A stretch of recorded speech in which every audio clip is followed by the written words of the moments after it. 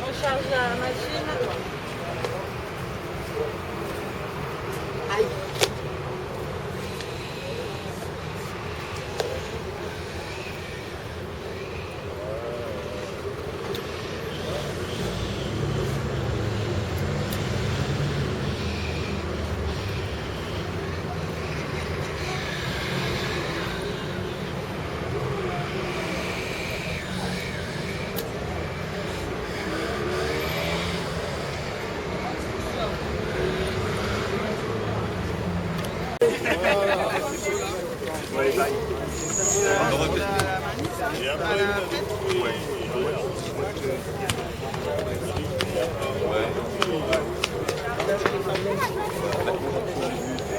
C'est ça, je dis là-bas.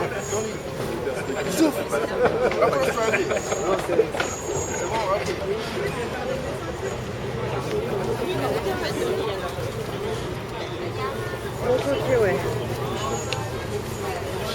Et donc du coup, Bon, merci à tous d'être venus.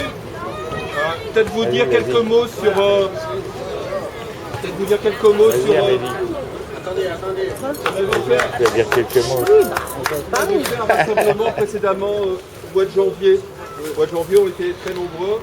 Suite à cette pression qu'on avait mis, on demandait à être reçus en fait par la municipalité pour aborder différents problèmes qui se posent sur la ville par rapport aux demandeurs de logement qui sont en attente de demande de logement, pour savoir quelle était la perspective de la municipalité par rapport à sa politique du logement, qui ne vise pas à construire de logements sociaux, donc c'est plutôt mauvais pour nous. On avait demandé aussi des nouvelles par rapport au CARA, le foyer CARA, où maintenant il y a des vigiles qui sont installés, qui filtrent les entrées, où il y a une partie des appartements qui sont sans eau, où il y a eu des coupures d'électricité, etc. Donc on voulait des informations aussi par rapport à ça et sur le relogement des habitants. On voulait des informations par rapport à... C'était les 5 ans en fait, de l'incendie meurtrier qu'il y avait eu à Jules Vallès, dans l'immeuble des 17-19 de Jules Vallès. Il y avait eu un incendie meurtrier à ce moment-là. Et depuis 5 ans, en fait, on demande le relogement de cet immeuble-là et sa fermeture et l'expropriation du propriétaire. Bon là, les quelques infos qu'on a eues, c'est qu'en fait, la mairie essayait de négocier avec le propriétaire, alors que précédemment, il y avait eu une procédure de déclaration d'utilité publique et d'expropriation du propriétaire qui était en route. Et les familles vivent toujours dans la galère, quoi. Seules ont été relogées les 10 familles qui étaient sur l'étage qui avait été incendié. Donc on demandait des informations là-dessus, des nouvelles là-dessus, comment on pouvait travailler, comment on pouvait avancer. Et on demandait aussi ce qui était prévu pour le village d'insertion. Le village d'insertion qui, suite à l'expulsion de bidonvilles qu'il y a eu il y a plusieurs années, maintenant il y a déjà plus de 5 ans, suite à l'expulsion de bidonvilles, il y a une dizaine de familles de familles roms qui ont été mises sur un village dit d'insertion. Et en fait, on se rend compte que ce village d'insertion se transforme en village d'exclusion. Parce que maintenant, on veut l'expulser. Donc il y a eu un jugement d'expulsion qui a été mis pour le 31 mars, qui en fait risque d'être effectif, si on ne se mobilise pas, au mois de juillet. Toujours au mois de juillet. C'est au mois de juillet, bon, c'est un grand classique. Fin du mois de juillet, comme en 98. Les premiers Roms expulsés. Où les écoles sont fermées, où la solidarité qui peut exister au niveau des parents d'élèves. Il faut voir qu'il y a un comité de soutien qui pourra prendre la parole ensuite, qui s'est constitué. Voilà, donc, quid du village d'insertion. Là-dessus, on a vu Foucard, l'élu au logement, une fois. La première fois, c'était une discussion assez générale. Quand on est sur des discussions assez générales, c'est assez consensuel. Quand après on arrive avec les dossiers et on nous demande les avancées sur tel et tel dossier, on s'est fâché au bout d'une heure et demie. En fait, là, il avait qu'une heure et demie à nous consacrer. Quand je vous cite toute la liste des situations à aborder, ce n'était pas possible. Et la réunion, c'est pas bien terminé, mais malgré tout, on avait prévu de prendre une nouvelle date en constatant qu'il n'y avait pas assez de temps. Et depuis ce temps-là, depuis le mois de mars, on n'a pas de nouvelle date, quoi. Les réponses de Foucard, c'est de dire « je suis débordé, je suis surbooké », c'est les termes qu'il emploie, je suis débordé, je suis surbooké par la livraison des appartements au doc et par la fin de la trêve hivernale. Qu'est-ce que ça veut dire, fin de trêve hivernale? Ça veut dire expulsion. Donc il est débordé par les expulsions, c'est assez inquiétant.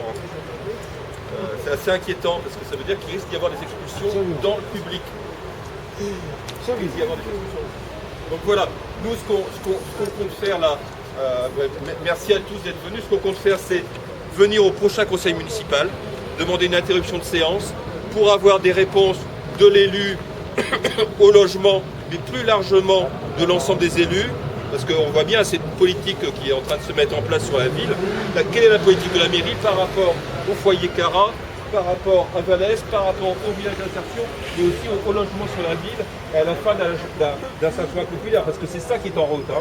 Les conseillers de Levallois qui viennent maintenant ici conseiller la ville veulent changer la physionomie de Saint-Ouen. Il y a bien cette logique-là qui est derrière. Alors au-delà des cas individuels qu'on veut sauver maintenant, il y a aussi à réagir face à une politique qui risque d'être désastreuse pour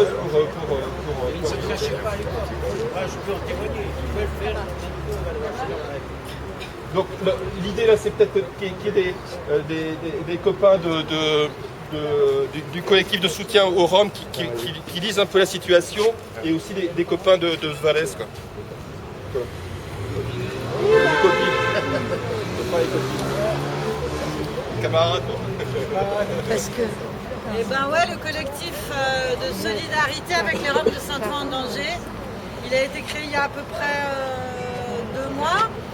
En fait, nous au départ, on a eu, moi effectivement, je suis parent d'élève, comme disait Laurent.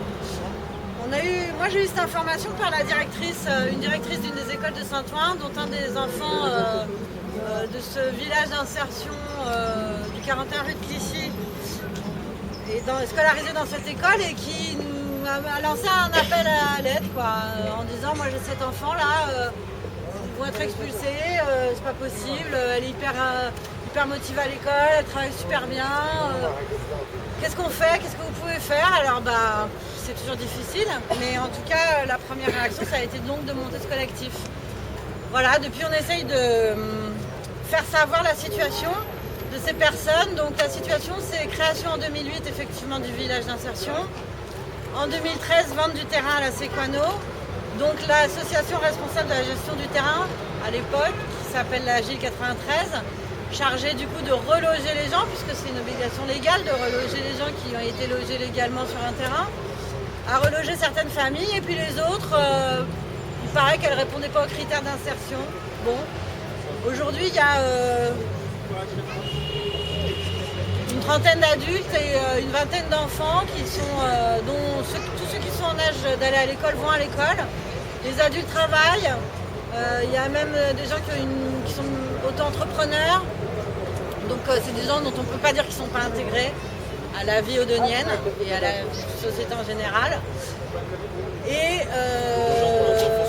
par contre, les enfants, et du coup les enfants qui sont nés ici, évidemment, il y a eu plusieurs naissances au village. Il y en a eu une encore ce mois-ci, d'ailleurs.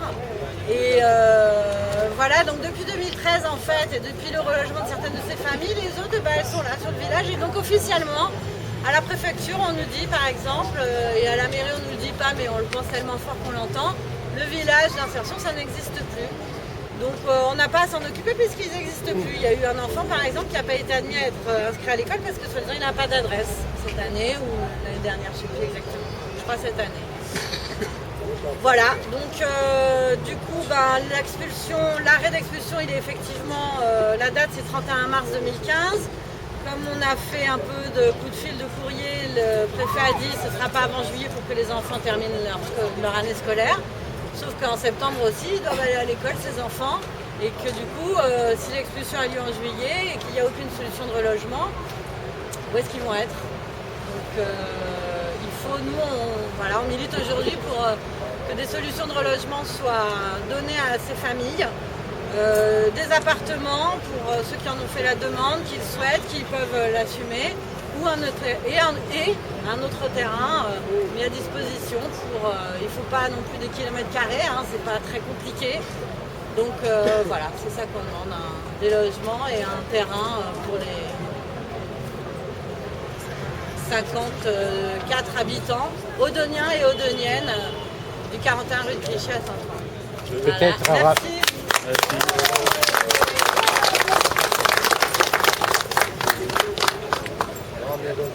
Et peut-être rappeler qu'il y a une tradition d'accueil à Saint-Ouen des Roms depuis toujours, que c'est une histoire de notre ville, que ça fait partie du patrimoine culturel de notre ville. La reine des Gitans est enterrée ici. Il y a une vieille tradition historique. Et voilà.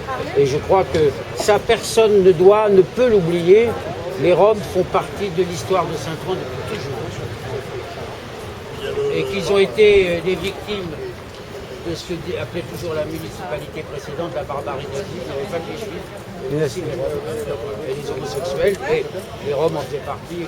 C'est vraiment très mal d'agir comme ça. Mais je voudrais quand même dire qu'avant, il y a eu déjà un grand mouvement de lutte et de solidarité lors de la fermeture officielle du village en 2013 et que le collectif de solidarité c'est une chose, mais qu'il y a tout un mouvement plus important et qu'il y a... Voilà, la lutte ne date pas d'il y a 2 mois et je voulais le préciser, c'est important, ça fait effectivement depuis 2008 qu'ils habitent là et depuis 2013 qu'ils sont en danger et ça fait donc 2 ans en fait, et non pas 2 mois que cette lutte existe. Voilà, c'est important de le préciser. C'était quand ça? Voilà. Lundi. Moi, ce que j'ai envie de vous dire, c'est que vous vivez ce que nos parents ont vécu il y a 30 ans, 40 ans, 50 ans. À chaque fois qu'il y a eu une immigration, que ça a été les Polonais, les Italiens, les Maghrébins ou les Africains, nos parents ont vécu dans les bidonvilles. Et ils ont trouvé des gens qui les ont aidés. Parce que si on ne vous aide pas vous, c'est un peu une façon pour nous d'écarter, de balayer notre passé. Donc nous, on est avec vous, nos parents ont vécu ce que vous avez vécu, on sera avec vous, et j'en suis sûr que vos enfants vivront intégrés, seront français, et vous ferez partie de la France d'aujourd'hui. On est avec vous. Ah, vous êtes très bien parlé, monsieur.